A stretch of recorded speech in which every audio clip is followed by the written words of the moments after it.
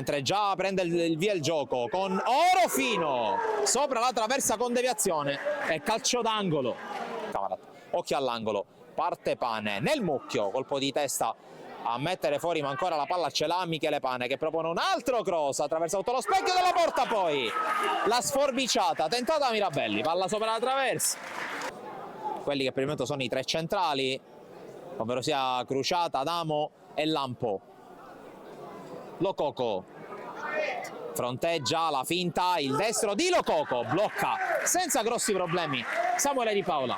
Di Matteo, la giocata di Di Matteo su Orofino. Di Matteo torna Orofino su di lui, bel duello questo, serie di finte. Di Matteo, cross al centro, in qualche modo serio, arriva Messina che fa 1-0 e sblocca il risultato per il Castellammare. Leggerezza da parte di Serio e Messina vuole sentire l'urlo, vuole alzare il volume degli spalti del Matranga. 1-0.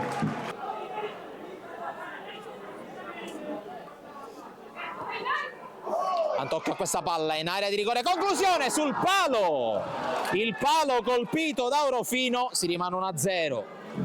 Palla verso l'area del Camarat, di testa prova a prolungare Messina, poi Lococo mette fuori, sforbiciata e palo incredibile da parte di Tempestazione, ancora vivo Messina, pallone nel mucchio, l'appoggio di Baio a Dolenti, ma cosa si stava inventando Tempesta?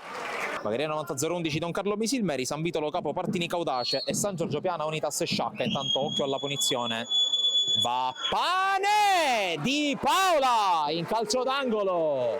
L'area piccola è uno schema per Osvaldo, Osvaldo sul fondo propone il cross, secondo palo, colpo di testa di Guadalupo che vola sul pallone di Frisella, altro cambio gioco su Messina, gran palla di Frisella per Messina che entra in area, Messina l'ha spaccata con l'uscita di Dolenti, c'è il fallo.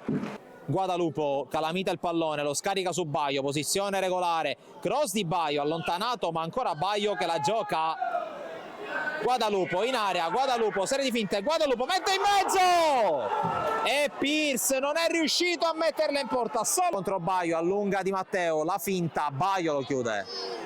Poi ancora il 7 del Castellammare che propone questo cross in mezzo, stacca Messina, va a vuoto, la palla rimane lì, Tarantino sopra la traversa. Alla battuta il numero 10 che ha colpito un palo nel primo tempo, palla che spiove, colpo di testa da parte di Tarantino che era tutto solo ma ha colpito male. Ma intanto occhio a questo calcio di punizione per il Camarat, Pane la tocca per Osvaldo che converge, Lococo va a calciare Di Paola, calcio d'angolo, scambio con Serio, ancora il 3, Lococo, Baio con il cross in area, Archen blocca Di Paola, deve cercare di liberarsi della palla, cerca compagni, trova Osvaldo sulla destra, Osvaldo sterza, ancora Osvaldo, vince il rimpallo, sempre Osvaldo, limite dell'area, può scaricarla per Pane, traversa, la palla non è entrata, rimane lì Archen, Archen prova a calciare e arriva il gol proprio di Archen dopo il palo colpito da Pane, l'ha pareggiata il Camarat con la rete, la prima in maglia bianco-blu di Johan Archen. Givicoleto che viene fermato e allora palla in avanti subito, Lococo d'esterno, la palla per Osvaldo che converge, Osvaldo contro Lampo, Osvaldo in area, Osvaldo se lo divora a tu per tu con Di Paola, la rimessa di Vizzini verso l'area, pallone colpito di testa, ma attenzione sui piedi di Guadalupo e la respinta a corpo morto di Lampo nell'ultima occasione della partita a tempo scaduto, finisce 1-1, ma che finale con Guadalupo che ha avuto la palla gol.